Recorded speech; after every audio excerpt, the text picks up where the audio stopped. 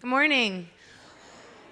Oh, we're so thrilled to be here. I'm Caitlin McFarland. I'm one of the executive directors of the festival. Thank you for coming. Standing room only. Oh, my family.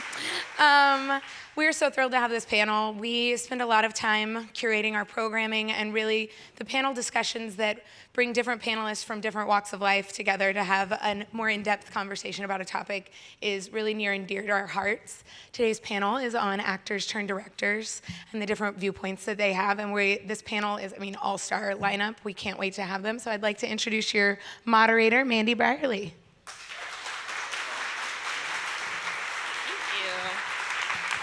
Good morning, everyone. Thank you for coming out and starting your day with us. It's going to be a great conversation. So I'm going to just bring the panelists out and get it started. Okay, here we go. The Emmy-nominated star of Chicago Hope made his directorial debut with a 1993 episode of Northern Exposure. He's gone on to direct nearly 40 different series, including Justified and Sons of Anarchy. Let's hear it for Adam Arkin.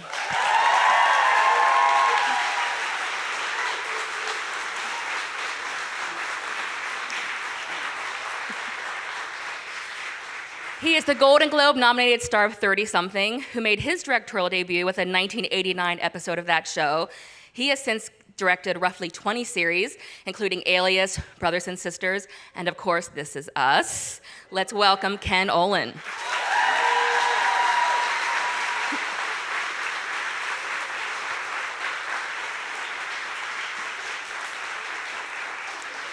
The SAG Award-nominated star of USA Suits has directed 3 episodes so far, and spoiler alert, he may have an announcement for us here today.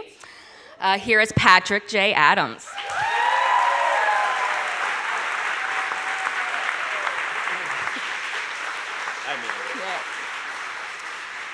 Just when you think this Emmy winner and Oscar nominee couldn't get any cooler, you learn he made his directorial debut with a 1985 episode of Miami Vice. Tonight, he'll be reuniting with his Battlestar Galactica castmates. He's directed them 4 times. Let's give it up for Edward James Olmos.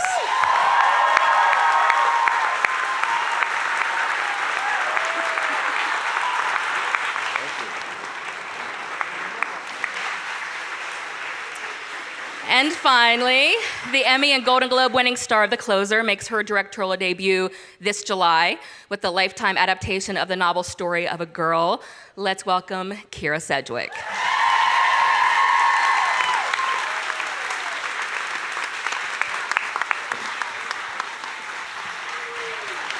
Look at these gentlemen standing. I love it. She's a lady. I think the best place to start is just to have you each tell us about how long you had wanted to direct before you took that step and how you knew you were ready to do it. And maybe, Mr. Olmos, we could start with you since you did it first. I did? You did. 1985, sir. That's because I'm the oldest. No, really, I'm 70. I know I look good, okay? But 70 today is like, it's really the new 68. Not doing too well. No, I actually started in 85, I guess, in Miami Vice. And they asked me to, I had written it with a friend of mine, the episode that I was directing. And so that's how I got started. Just literally desire to help in that perspective, because it was really a different kind of a episode. Bushido was the episode. I don't know if anybody saw this. Back in the 80s, most of you weren't born yet. Isn't that weird? So weird. It wasn't that long ago. God damn. We're vintage. Thanks, Kyra. But, basically, I chose to do that. I asked them if I could. And they agreed, and so I took on the first position of directing in that year, the second season. And then Don got really upset and immediately wanted to direct. Oh. I'm not kidding. It was really interesting. It was really a wonderful time. He's like, and I'm done. All right. We'll let you off the hook, but Adam, why don't we start with you next? Northern Exposure was your first one. You had guested on the show or appeared on the show, but how did it come to happen where you were ready to direct? I had worked with the producers on Northern on another show before that called A Year in the Life. It was short-lived, but a really lovely group of people. And I had been interested in directing for a while, had observed in other capacities, and they let me observe on A Year in the Life, but it was so short-lived that I didn't get a chance on that. When Northern came up and they wrote this role, it was like the credit spilled over into the new show, and by season 2, I think they gave me my first shot, and I've been kind of at it ever since. And just before we continue on, Ever mentioned his episode of Miami Vice. It was like you were on screen 99% of the time. It was all backstory for your character, amazing. Then cut to Adam. I would rewatch the first episode of Chicago Hope that you directed, and literally you walk by in one scene. Hector Elizondo is like, where have you been? And your character says, I've been trying to stay out of sight. And like, it's the only time we see you. Was that purposeful? I mean, we get to go from someone like Edward, who's like, I'm in every scene, this is the story I want to do, versus I'd rather focus on the directing in this hour. Was that a conscious choice? Yeah, that wasn't so much my choice. I think the producers on Chicago Hope wanted, for the first one I was doing, to not give me a heavy acting load, and it just worked out that way. They structured it so that I wouldn't have to be doing too much double duty. Later on, they didn't worry about that quite as much. Okay. Ken, why don't we go to you next? How long had you wanted to direct before doing 30-something? I think I probably started wanting to direct when I was in college. And I directed a play in college, and I loved it. But it was so consuming for me, and I had no craft. And I was just, I think it scared me. So I didn't direct again until 30-something. On that show, the creators of the show, they fancied themselves as filmmakers, and they, I think, thought that it would be better to have people from within the ensemble direct and teach them the right way to direct than to bring in people that had ideas of their own about the right way to approach directing. So they gave all of us the opportunity to direct, and from that time on, I was much happier directing. As soon as I was never, I never felt quite as comfortable acting, and I felt, I felt very, very full and fulfilled directing. So from that time on, I was, much happier pursuing that part of my career anyway. And Patrick, let's go to you. There we go, got it. I got the lecture, I figured it out. The first thing I directed similar, I was in high school, directed plays in high school, and I just found, I was always loving acting. I think I'm just naturally really bossy. And anyone who's worked with me as an actor, I think, knows I can edge my way into conversations I probably shouldn't typically be a part of. So it felt like a really natural extension to, take what I'd done. I also ran a theater company in college. So I was just used to kind of being a part of the process, just outside of just being an actor that shows up to rehearsal, and loved it. So when I got onto Suits, I mean, literally as soon as we sort of got the pilot done and we got picked up, I was banging on the producers' doors and saying, what do I have to do to be able to direct? And they were kind enough to let me do some shadowing, and then I think it was the third season that I jumped in and started directing. And now we get one per season until I screw it up and take it away. And do you want to make your announcement now? Oh yeah, I feel really uncomfortable making. You make the announcement, and I'll just nod about it. Okay, well, no. Suits entering its 7th season, 100th episode airs this August, and this man will be directing it. So that's very exciting. Thank you. Very, very excited. It's a great opportunity. And now coming to Kyra, you've been producing for years as well, starring on shows. Why, was this the right time to make your directorial debut? I think that it's interesting to hear these guys talk about how they always wanted to direct. I always didn't want to direct. I always thought I couldn't and I wouldn't be good at it. And I told myself a lot of stories, how we tell ourselves really mean stories in our heads. And I think I told myself a lot of stories about how I just didn't think I could do it, and I know the difference between a great director and not a good director, and I would hate to be not a good director. And I think it's Ira Glass said something about, from This American Life, said something about, when you've been doing something for a really long time, you have really good taste. And then if you start to do a new thing, sometimes your ability does not match where your taste is. And so my concern was that I'd have really good taste and really be bad at it. But the truth is, I fell madly in love with it. This was a book that I bought in 2007 to option to produce as an independent film.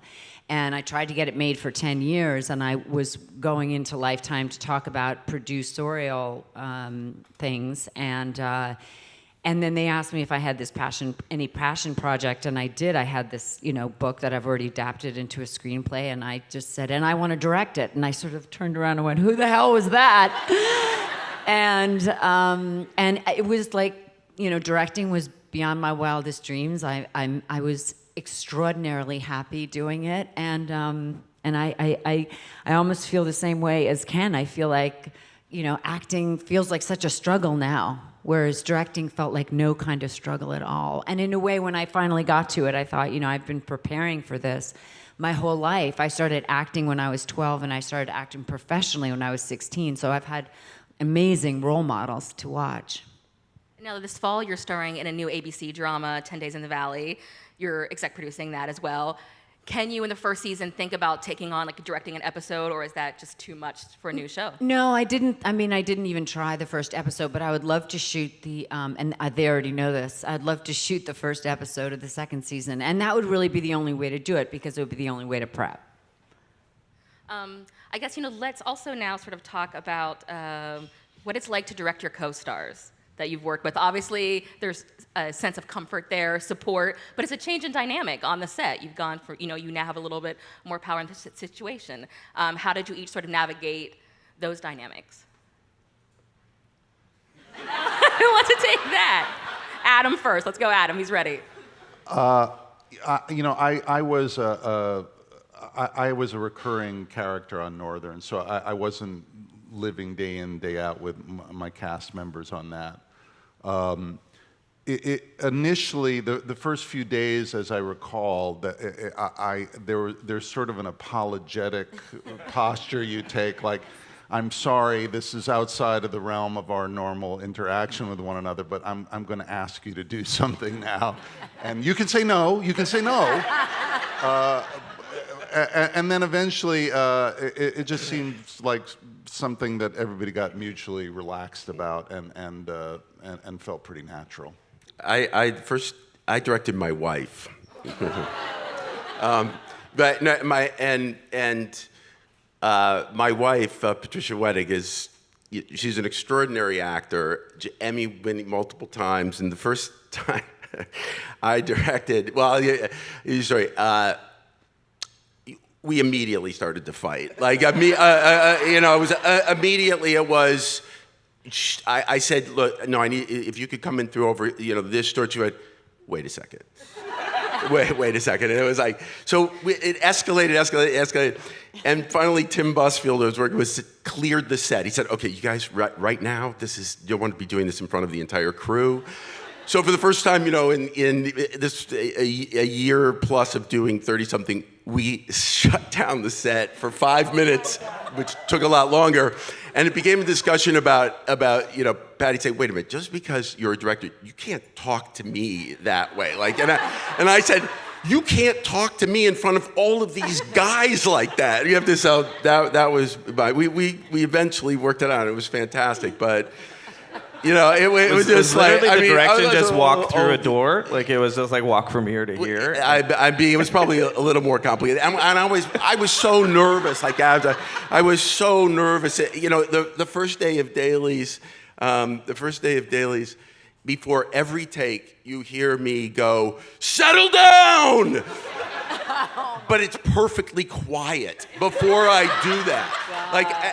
At one point, the cinematographer went out in the alley and started kicking a dumpster. But of course, it's like, everybody's trying to be really nice. It's great when you do your own show, because, especially if you're number one on the call sheet, they tend to be pretty nice to you, even though you have absolutely no idea what you're doing, and your wife is furious, and But anyway, that was my first experience.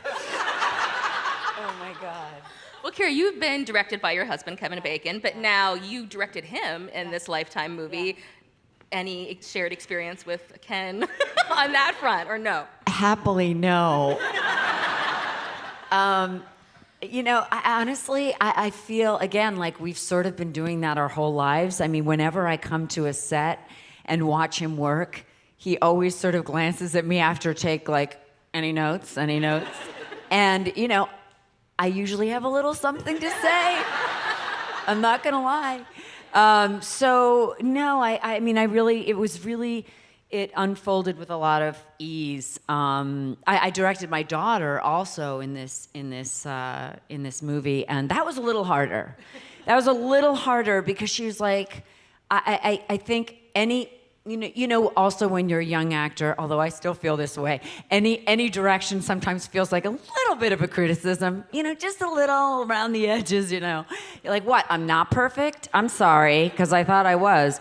And so I did say something to her, and I think that, it was a little harder, but not with Kev. It was easy peasy. And Edward, they're used to taking orders from Admiral Adama, I would assume, on Battlestar, but what was the experience like for you directing those castmates? Oh, it was great. That show was different. It's a completely different experience for me. It's the best usage of television I've ever been a part of, and it was really. It was all in the stories. I mean, it was the writing. It wasn't us. I mean, they would give you these scripts that were just really densely understanding of what they were trying to move towards. And so it was really easy. Easy. Yeah, it was, except for once. We want to hear that story, please.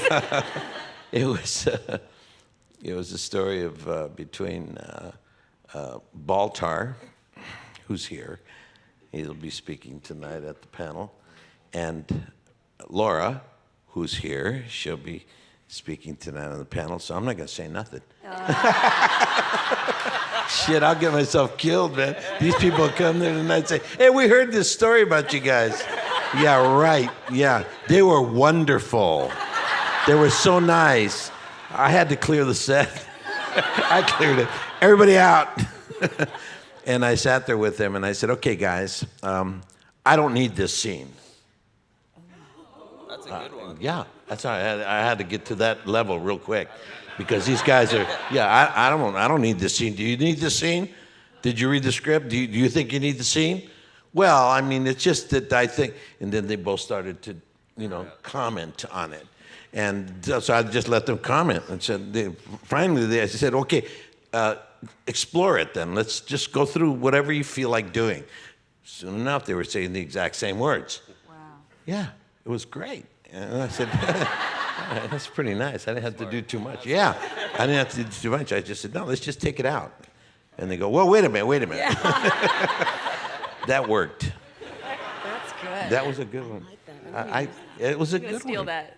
Patrick, have you had to close the set of Suits? I'm not the one closing the set of Suits. For me, it's been a little interesting because I'm the youngest in the cast, and so there was also wrestling a little bit with the obvious struggle of like the young guys coming along to tell you. And to be honest, everybody was phenomenal with the process. I think they could tell I was terrified, felt a little out of my depth. So they were, encouraging, but I also made sure to be over-prepared and just always have an idea.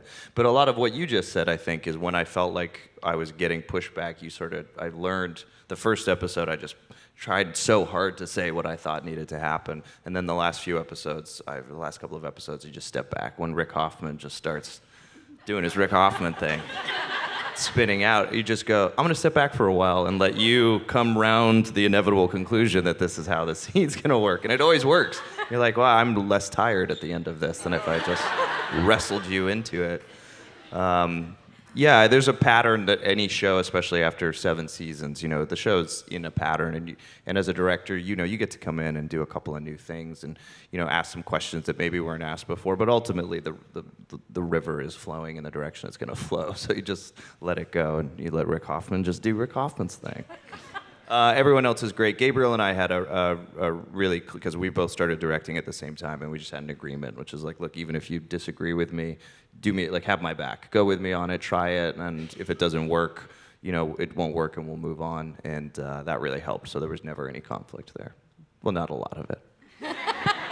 What are the lessons you learned, especially early in your career as directors, that have sort of you've carried through with you to even now? I think, Patrick, we had talked before that you had to learn, as a director, you think you need to have all the answers, and you do need to have the answers in case no one else is bringing anything, but really it's about sort of understanding that the people in your other departments, like, they're there for a reason. They're great at their jobs. Let them bring ideas too, and then you pick the best ones. So what have the rest of you, sort of, what have you learned? What are your tricks of the trade? Yeah, Adam looks ready again. Let's go, Adam. Well, you brought up, I think, the most important thing that I keep learning, which is the ideas that surround you and the experts that you're working with are what you should always be listening to, because there's so many fields of specialty on a crew, and availing yourself of that knowledge is the smartest thing you can do. And the other thing that with the passage of time, I have found it's very important to have a plan and do your homework, and it's equally important, I think, to be willing to throw that away on the day and find the scene in a rehearsal, and let a way of covering that scene and shooting it reveal itself out of the instincts of your cast and what you've found in as limited a rehearsal as you get in television. It's still vital to kind of allow something organic to occur. And the expertise of your cast is equally important to that of your crew. Interesting, because I really, film is, you shoot maybe a page and a half in a day, 12 hours. In television, you shoot anywhere from 4 to 7. 10 sometimes. Wow, I never did 10 pages in my life. Yeah. Couldn't do 10 It's if brutal. I tried. Jesus. And is that like a half-hour show, or? No. Oh. Jesus. Whew. No, but what I found is that I rehearse. Clear the set. Okay, give me the actors. Let's get through it. And even though we're on a time schedule, because I find it to be easier for myself to understand what I'm doing when I'm watching them rehearse, and usually I'm in it, because I'm almost in all the stuff that I direct. I'm acting in it too, so we kind of all have to come together. So that's I rehearse. Well, it also really helps, because then I learned that too. Like, a lot of times in TV, you go, these are the bare bones, and then you'll start shooting it, and then you start asking all the tough questions, which naturally brings up all these other things. But if you really rehearse, figure out the scene, ask all those questions, then you're all on the same page when you get into shooting it, and it actually makes it go much faster, even though it seems to other people you've taken this extreme rehearsal period. Yeah, the camera department really loves it. They do, because I mean, when you bring them in there to light it, they're lighting the scene, yeah. And they know where everybody's going. Everybody knows where they're going, and they mark you, and you're supposed to hit your marks again. But basically, I kind of use a free-flowing camera most of the time. One movie I tried to do everything on sticks and on, not on the shoulder, and but that was really hard. It was a different kind of feeling all the way around. But I don't know, it's really a whole different ball game when you start to work towards making the story come alive. So I can't do it without rehearsal. I don't even know where I would begin if they said, okay, Ed, we're gonna start shooting this. I go, great, get everybody out of here. Let's start shooting. And Kyra, what have you learned along the way? Well, I mean, it was just my first time, so I learned everything and a lot. I mean, I completely agree with what Adam said, that it's great to have a plan, and then it's great to be able to let go of that plan when your actors show you something different. I was lucky enough to have a group of actors that were willing to rehearse before we even started shooting. I didn't have grueling days, so we could get, you know, the work we needed. But I guess the thing I learned the most is that, you know, for me, at this point, in my long, illustrious career, you know, the way to get into the storytelling is to get into it emotionally, and then I know how to shoot it. But it starts from what's happening in the scene with these two people on an emotional level, and then visually, it can become interesting after. But for me, I can't go from the visual into the emotional. It has to be that way. And we're going to go to audience questions here soon. Edward especially was very interested in having you all have a lot of time. Oh, we skipped Ken. Ken, thank you, Adam. I'm looking out for. He's looking out for him. I'm learning, dude. I want to hear what you have to say. Okay, let's go. Sorry, Ken. Well, Adam, I keep learning things. I keep learning things. I guess the thing. I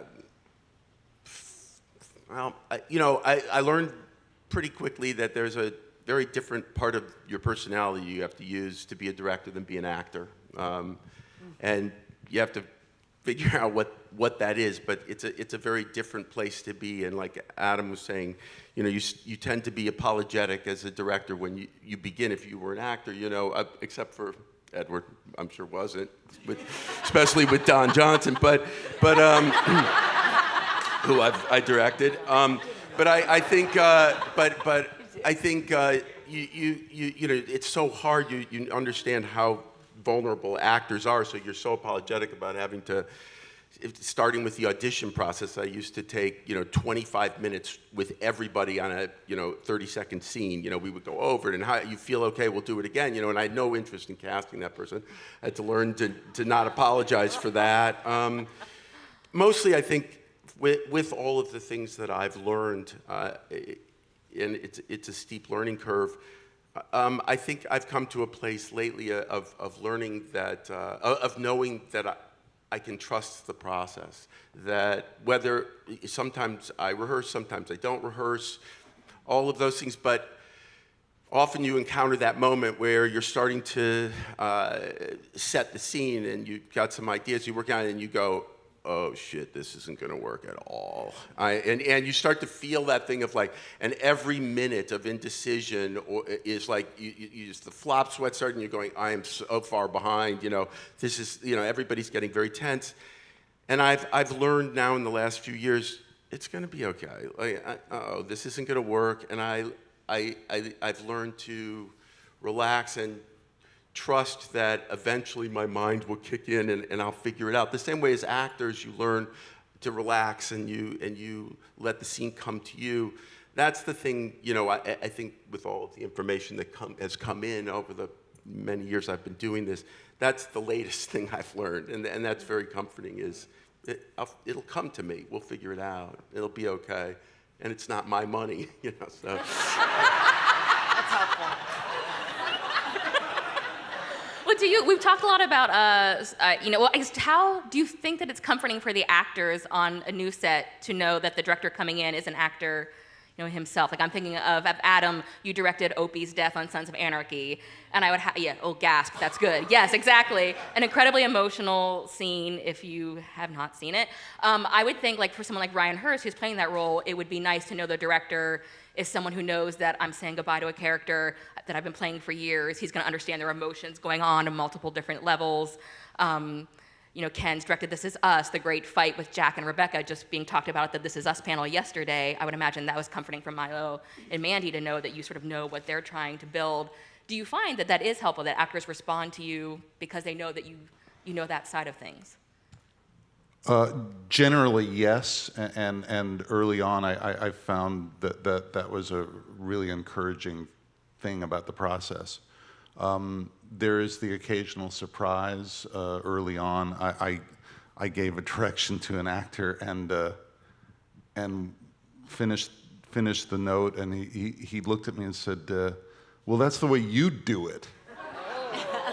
And for a second I was like gut punched and ashamed and started to walk away, and then I turned around and I said, you know, you could actually say that to any director.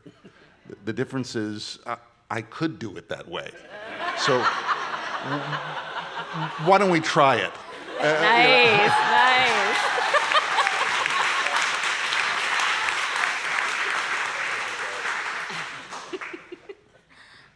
I guess let's just go ahead then. Oh, and my let's, daughter's outside. What does anybody else? Ladies and gentlemen. Molly Arkin, everybody. She's finally here. What does anybody else want to jump on that question before we go to the audience and just talk about your experience with actors? Yeah, how they I respond mean, to you? I feel like actors feel I'm already 50% there with them because they know that I know how hard this is. You know, and I think that ability, that shorthand, that understanding, that trust is so hard to it's probably really, I mean, I know it's hard for me as an actor to build trust with a director. I think I can only imagine that it is hard for people to have, you know, so I feel like I was absolutely at least 50% there. And also I would tell them constantly how incredible they were and how beautiful I thought the performance was, because truly that's the way I felt. And I think that, you know, I mean, my feeling is that when actors, when directors understand how hard it is, and when they tell the actor what a great job they're doing all the time, I really honestly do believe that they fly. They want to give you everything. They'll like lay down in traffic for you and go anywhere you want them to go. So I think it really helped me a lot. I think also there's one of the things that I think all of us probably knew as actors is that directors are often intimidated by actors. They're intimidated by the process.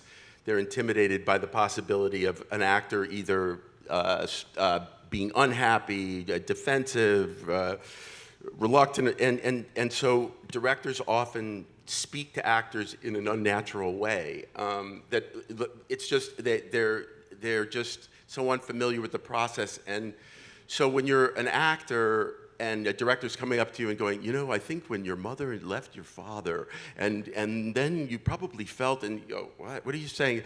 I just need you to move a little more to your right. Right. And it's funny, but you know, there's a strange division between what everybody else does and what actors do, and I think it has to do with being extraordinarily vulnerable. And I think as actors, when you come in and you begin to direct, you so appreciate how magical a great performance is. And you're not intimidated by the process. So both things happen. You don't have a problem speaking, you just don't put how you want to speak to an actor through some filter that is so bizarre. You know, whatever somebody's read or talked about at AFI or USC or NYU Film School, you're just talking to someone who is a peer. I think that's so helpful. And then it's also so incredible because you get to sit there and watch somebody do something that, you know, and I've been very fortunate to work with some extraordinary actors. And it is an incredible thing to watch because it is so hard and so hard to define how you get there. So I think one of the great things for actors being directed by actors is just that bizarre kind of dialogue doesn't happen. They're being talked to. And then they're really weird. Actors are so weird. I'm not acting. No, don't go They're there. Really weird. Don't go there, Ken. Actors are nuts. But No. I won't have that in my panel here. We're not going to start actor trashing. That's the headline of every story now. I think it's also worth noting, directing actors makes has made me a better actor. Like the way different actors work. Like it's given me the ability to sort of see how different people do different things, have different techniques, ways of bringing themselves to set. And I feel like it's totally diversified my process as an actor and given me more empathy for myself, more patience for myself and my process, and makes me clearer about what I need from a director. Whereas before, maybe it was a little mercurial. When I work with you, I'll be the judge of that. Notice how none of us have worked together? Not true. Adam directed me in The Closer, and he was extraordinary. As are you, my dear. Pshaw. Let's go ahead now and segue into audience questions. Do we have a mic? We have a mic ready. Let's hands up if you have one. Let's go with the gentleman over here in red. Had his up first.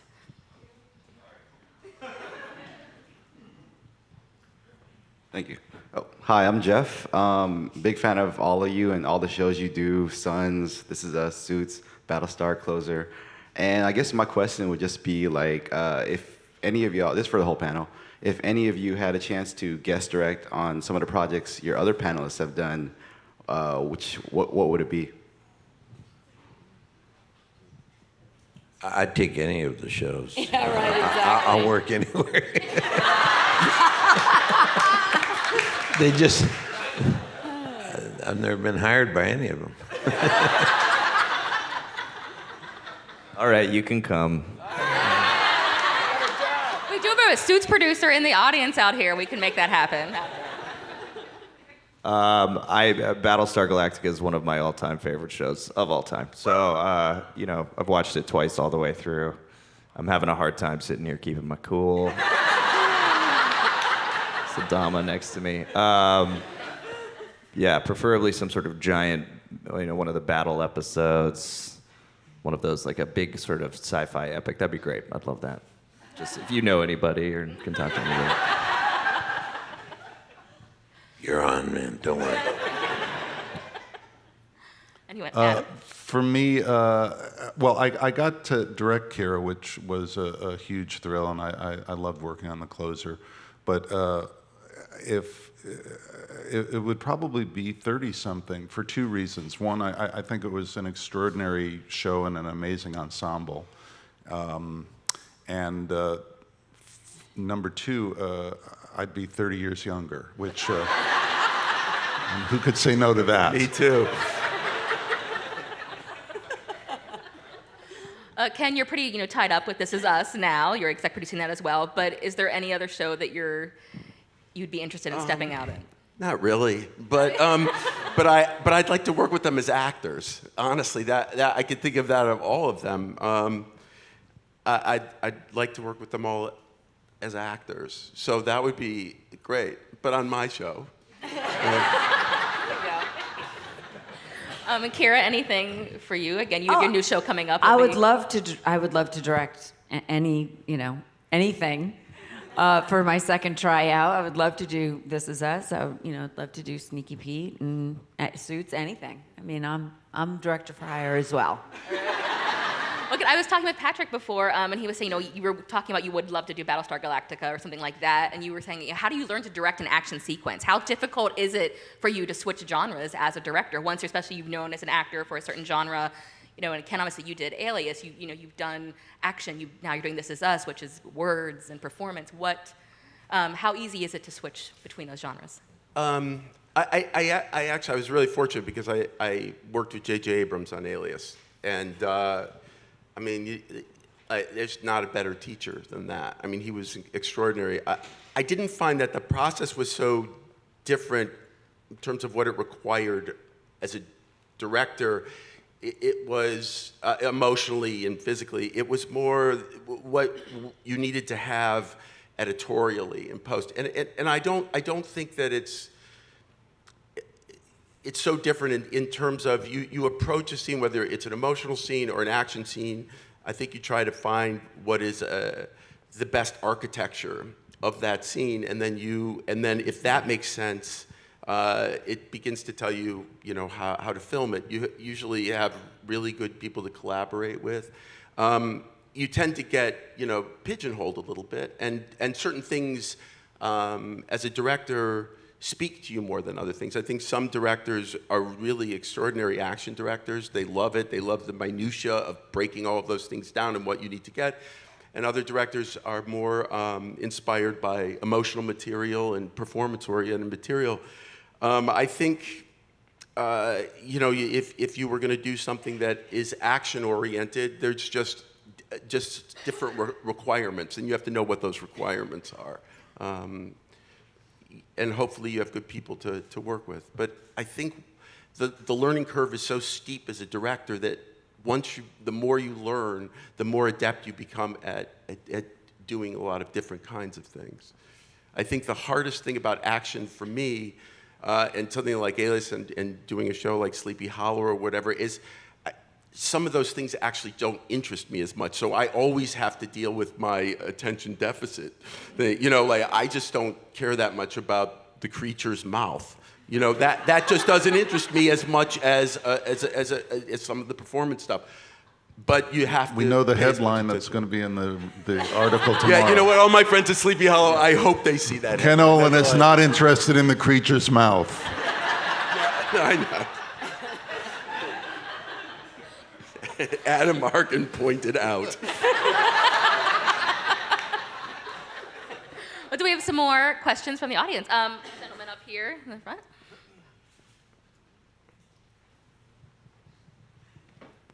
Hi. I know it's a director's panel, but I'm kind of curious, and sometimes the actors become producers on a show, and I'm just wondering if that's a step to becoming a director, or if any decisions are being made as a producer before you become a director.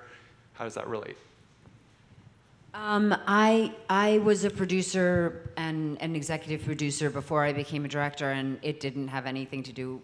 It wasn't a stepping stone for me. As I said, I was not wanting to be a director at that point. I don't think it is in theory either. I think that you have the ability to say yes or no to a director being hired, but not.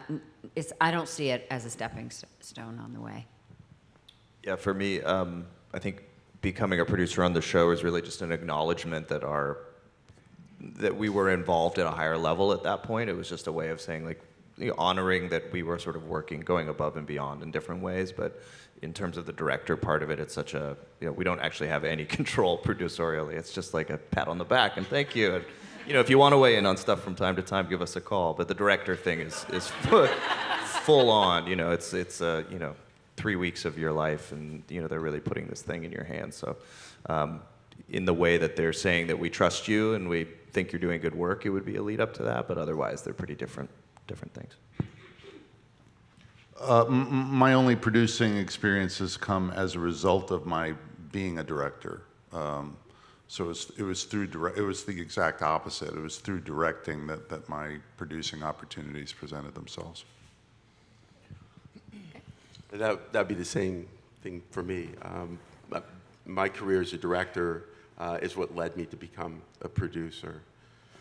So, mine's completely different, literally, because the stuff that I've done, I had to produce. Nobody would produce it. Stand and Deliver, and all these movies. Nobody wanted to touch that stuff, to do I'll never forget some of the stuff. I'd walk into, major networks and major film studios and say, we want to do a true story about a school teacher that helps kids take a test.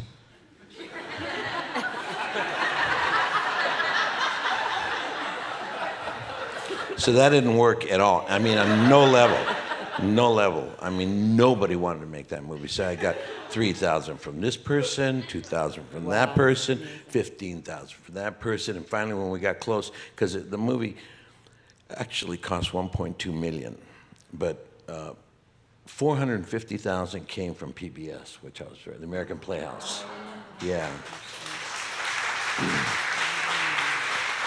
And in return, when we sold the movie to Warner's for $5 million, Yeah, they got all their money back and $1 million more. They were like, I mean, they were like, I love you. It was really good. But I learned to produce out of a necessity. I learned to direct out of a necessity. And I learned how to act, too, out of a necessity. And I did not come out of my mother's womb saying to be or not to be.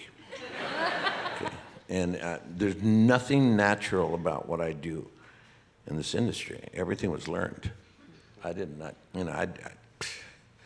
East LA was not the breeding. I went to East LA Community College. That's where I took my first acting class.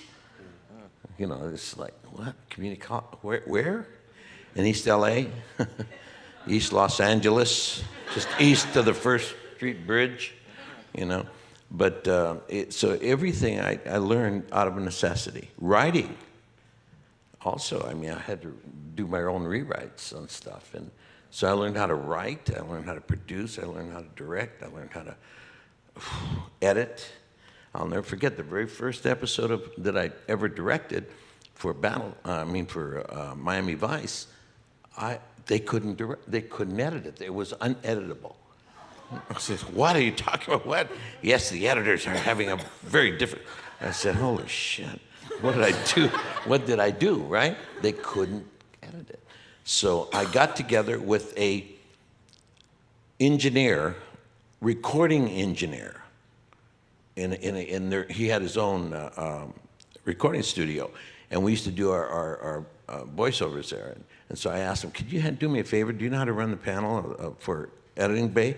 And he goes, well, no, but it's got to be, I can work it through. I go, okay, let's just sit down. I want to see something. So I got the elements. Literally, I got the elements. And him and he wasn't an editor. I wasn't an editor. But we started, and I started constructing the movie. And it was really the end of Bushido, where he's running downstairs through all of the different, looking through, they're trying to find the guy. And it's a lot of shots that were just like points of view. So if you didn't construct it right, it didn't make any sense. So the way I shot it, I started constructing it. I get a call from the studio, from the union. You're editing with an editor that is not a union guy. I said, excuse me? He goes, yeah, you guys are over there. Because I sent my first rough cut in, and it worked. Of course it worked. I shot it. It worked. You see, and then, it all felt good. It felt right to me, and I sent it in. And they accused me of that. And I said, excuse me, what are you talking about? He goes, well, who edited it? I said, I did. Oh, you didn't have an editor? I said, no, I had an engineer, a recording engineer that ran the machine, because I don't know anything about the machine. And so we were using, the editing bay, but basically it was crazy. It was so crazy that they attacked me. And my first show, I go, shit, what am I doing? And so I stood up for myself. I said, excuse me, but you want to come down here? I'll tell you exactly how I did it, and no one else is doing it. I made every single cut. I said, stop, cut, go back, that's it, right there. Perfect. Next, put this next to it. So out of a necessity, I learned how to edit. And same thing with everything. It's been a wonderful experience, of understanding. But it has been producing, acting, directing, writing. It's all been a slow process of learning it out of a necessity to try to do the stories that are never told. Walkout was another one. I don't know if anybody ever saw that movie, but it was for HBO. Incredibly powerful story also, but it would never have been done. American Me, 18 years we tried to do that movie. And nobody wanted to do it. And finally we got the movie. I got the money for it because I won the Academy Award nomination. And Tom Pollock says, what do you want to do now, Eddie? I go, I'd like to do American Me. What? Yeah, it's a story about, how the Mexican mafia got started. Oh. Okay, we'll give you go write it. and it was already written. There was a script that was around, but I did the rewrite and from page 1, and same thing with Stand and Deliver. Stand and Deliver from page 1. We had to rewrite that script and go through the whole process, and then producing is an integral part of filmmaking. It's probably the most strategic part, real producing. There's executive producers who usually give you the money. And in television, the executive producer is actually the most powerful one. And in film, it's the other way around. The producer is the most powerful one. They're the ones that go up to receive the Academy Award for Best Picture. It's the producer. It's not the director. It's not the executive producer. It's the producer that goes up. And so they switch a little bit. But producing is actually key. It's the most important aspect of anything. I mean, you can't do a show unless you have the producer that brings it to the network or does the whole 9 yards. So I learned to produce out of a necessity. My first production was in 1981. I did a ballad of Gregorio Cortez, and that was my very first production that I produced. And I got associate producership. They were really mean. I mean, I did the whole thing. I literally produced the whole movie. And they, oh, you're associate producer. The producer told me that. I said, you did nothing. I did the whole damn thing, and I'm getting associate. Okay, it's fine. I was a young kid, 1981. So anyway, producing is really, really, really important to me. Because that's when I learned how to produce.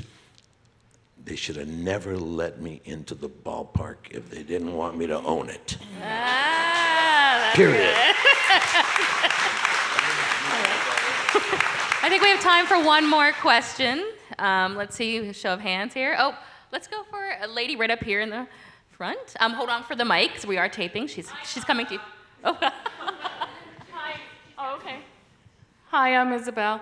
You've talked to the challenge of working with your fellow actors and stuff. Was there ever an instance that you can remember back where you butted heads with writers and producers to get your vision across on a project that you were working on? Whether it was your material or someone else's? Again, let's remember there's a Suits producer in the room, so Patrick may plead the fifth on this. Multiple. So the question... Sorry, I went white for a second. No, just how have you had to deal have you with butt heads? Yeah, I mean, there's a constant struggle to figure out how to. What I did notice is that as an actor, actually, there was more butting heads. As a director, I was interested in figuring it out more. Whereas a director, and it's probably my own thing as an actor, my own doubts about my performance that make me afraid or something. So you end up butting heads more, like you need it to be the way that it is in your head. Whereas a director, I think because I was so worried I wasn't going to do a good job, it was a little bit more like, help me out. Like, what are you looking for? How can I make this the best episode for you guys that I can? And then when I felt inspired about something, it's your job to pitch it and go, I really think this is the choice for this scene. And when somebody comes back and goes, no, I don't want that. That's tough to hear. But it's like I was capable of being more mature in dealing with those bumps. There's tons. I mean, every time you get into any big creative enterprise, there's going to be misunderstandings and things you don't see eye to eye on. But the nice part now is the 4th episode, hopefully going into this 100th, there's a little bit more faith. The first episode, the training wheels are on. It's like, don't stray too far because I don't know what you're going to do. By the 4th one, I think there's a trust, and I hope Aaron won't yell at me about this after, but there is some trust there. They'll let you go. They'll take the training wheels off. They'll go, okay, I don't actually know exactly what you're pitching me or why you want to do that, but I trust now that you've done 4 great episodes, or 3 episodes that I hope are great, that you'll do something great with it. And maybe I won't see eye to eye on it, but it will be something interesting, and I know that you'll work hard to pull it off. So. Yeah, but plenty of bumps. The one long form thing I had a chance to direct was a film for a family film for Showtime called My Louisiana Sky, and it starred a young girl, 12 years old, and a farm girl. It was a period piece, and a lot of kids had come in and auditioned, and they were all really sort of polished actresses, and none of them felt write, and we opened up the auditions to acting schools across the country. And a tape came in of a young girl whose look and the sound of her voice when she slated, I was like, oh my God, please let her be good, please let her be good. And her audition was terrible. But I couldn't get her out of my head. And I finally said to the producer on the show, is there any world in which we could fly her in and I could spend, just a couple of hours working with her, because I couldn't tell how much of it had been just terrible coaching. She came in, and I worked with her for a few hours, and I was convinced after that she should be she should play the role. And the producer and he brought me into his office and said, Adam, you can't do this. Like, you're not going to have the time on this. If this was a $30 million film, we'd have the time for you to be working with her. And but we're just, we're not going to be able to pull this off. And I was like, oh yeah, I guess you're right. And I walked out, and then a light bulb went off, and I went back in. I said, if this was a $30 million film, you'd be telling me the same thing because it was a $30 million film, and we couldn't take that risk with that big an investment. If we're not going to take a chance here on this little $2.5 million, lifetime, Showtime film, where are we going to do it? I will get the performance out of her. And we went back and forth. I finally got to cast her, and she won an Emmy for the movie, a daytime Emmy for her performance. She was fantastic. But it was an early on head-to-head Well, you battle. also won a daytime Emmy for directing that, didn't you? I did. You did, yeah. You forgot to mention that important part, sir. Kyra? I don't see them as fights. I see them as spirited discussions. You're passionate. I'm incredibly passionate, and I really, to me, that happens several times every day, especially as an executive producer on a show that's, getting written and that I'm acting in. I find myself constantly like pushing and wanting more. And I felt that as a director too. It was like, but I feel like if you can be passionate and know that you're doing it for the greater good and really like get people on board with that, it often inspires them as well, and so they want to fight for what they believe in too. I wouldn't call them fights. I think fights has a negative connotation, but I do think that it happens all the time. Ken, or Edward, do you have? Yeah, I won't use names because it's not fair to everybody. I mean, everybody gets blown out of the water. But the story that as soon as, I started thinking about this, I remember I was directing, and this actress, a very strong young actress also, she had to be 15, 16 years old. And the executive producer, well, the owner of the company, told me that it wasn't working about the 5th day into the shoot. And she goes, this is not working. I said, we've got to recast. I said, well, what are you talking about? And somebody had told her agent. Then her agent, before I even talked to her agent had told the mother. And then the mother had told the daughter. So she was now knowing that she was going to get kicked off the show, off the movie. And I said, this is crazy. I mean, we haven't done anything yet. We've been doing little things, but we hadn't gotten into the meat of it. And we were just going to do one of the most important scenes in the movie, and they tell her this. And I went crazy. I just said, oh boy. So I got on the phone with the head of the studio, and I said, listen, I don't know how this happened, but they know. And you've just, really put a real difficult roadblock on this film. And if there's anybody, if you're not liking what you're seeing, it's a director's fault. Obviously, I haven't been able to do my job right. So I said, I'm out of here. I quit. Get rid of me. Don't get rid of her. Find another director to come in here and direct her the right way, because this young woman is very good. No, you're doing a good job. I said, okay then. If I'm doing such a good job, let me finish the day out. And at the end of this day, If you don't like the dailies that you see coming in, then you know what? We're gone. Both of us. We'll both leave. If she's got to leave, I'm going to go with her. And so he says, and he goes, go ahead, finish the day. And I said, thank you. So we did the scene, and it was really a beautiful scene, and it was very emotional. And the actors were superb. She, of course, was blown out of the water because she had been told, they don't like you. And that's ridiculously hard to take. And then to go past that, okay, let's get into the scene now. We're going to do one of the most emotional scenes. And it worked perfectly. It worked perfectly because she was so emotional that she went through the roof. I'm not kidding you. She ended up not only staying, I stayed, she stayed. The movie was fantastic, and it worked all the way. And the head of the studio had to apologize. But the sadness was that it was told. I mean, that everybody found out about it before anybody could. I mean, I couldn't even go to her and say, listen, we're having a situation or anything. She came to me and said, I hear they don't like me. Oh, God. You know, that made me really angry.